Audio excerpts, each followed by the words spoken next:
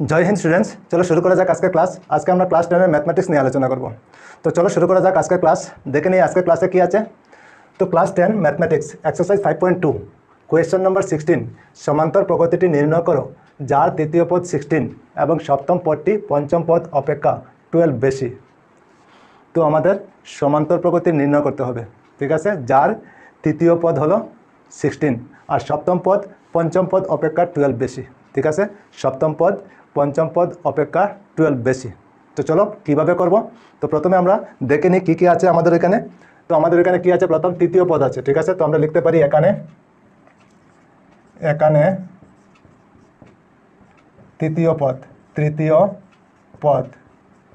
তৃতীয় পদ আমরা কি লিখতে পারি a3 ইকুয়াল কত আছে 16।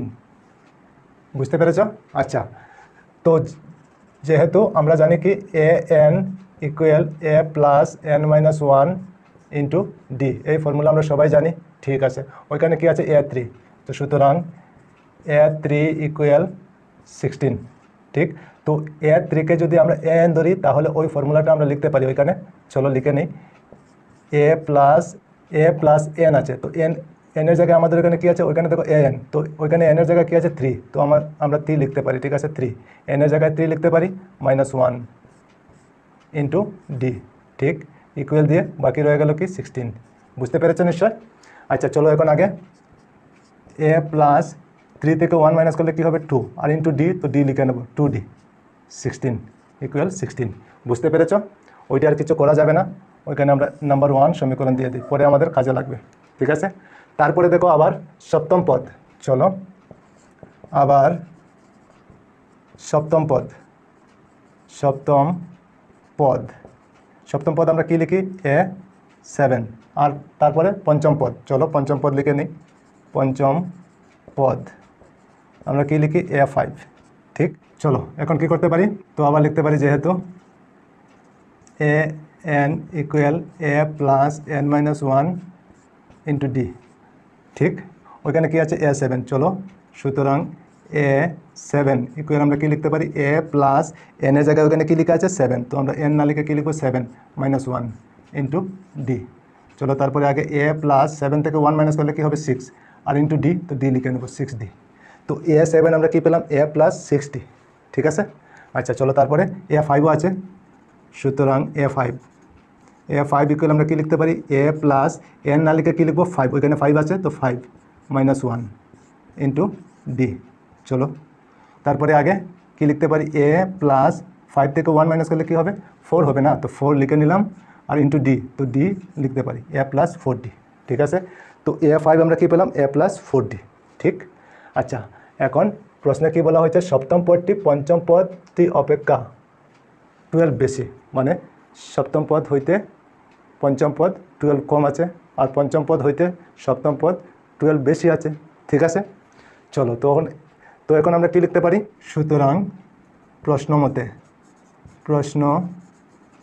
মতে কি লিখতে পারি a7 ইকুয়াল a5, a7 কত বেশি 12 বেশি আছে, তো a7 যদি 12 বেশি হয় তাহলে a5 এর সাথে আমরা 12 প্লাস করতে পারি, তখন ব্যালেন্স ঠিক হয়ে যাবে, ঠিক আছে। a7 তো 12 বেশি আছে, তাহলে a5 এর সাথে 12 প্লাস করলে a7 এর সমান হয়ে যাবে, হবে কি না? তো আমরা ওইখানে ইকুয়াল দিতে পারি, ঠিক কি না? আচ্ছা চলো তারপরে আগে এখন a7 আমরা কি পেয়েছি, ওইখানে a7 হলো a প্লাস 6d, তো লিখতে পারি a প্লাস 6d ইকুয়াল দিয়ে a5 আমরা কি পেয়েছি a প্লাস 4d, ওইখানে লিখতে পারি a প্লাস 4d তারপর প্লাস 12। বুঝতে পেরেছো নিশ্চয়? আচ্ছা চলো তারপরে আগে এখন a আর ওইখানের a ক্যান্সেল হয়ে যাবে, ঠিক আছে, আর থাকবে কি 6d আর 4d যদি ওইদিকে যায় তাহলে কি হবে মাইনাস হয়ে যাবে 4d ইকুয়াল কত 12, ঠিক।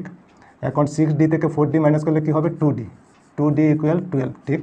আচ্ছা তারপরে d ইকুয়াল 2 ডিভাইড হয়ে যাবে 12 উপরে 2 দিয়ে 12কে ডিভাইড করলে কত হবে 6, তো আমরা কি পেলাম d ইকুয়াল 6, ঠিক। আচ্ছা এখন কি করতে পারি, এখন ওইদিকে চলে যাই। এখন এক নং সমীকরণে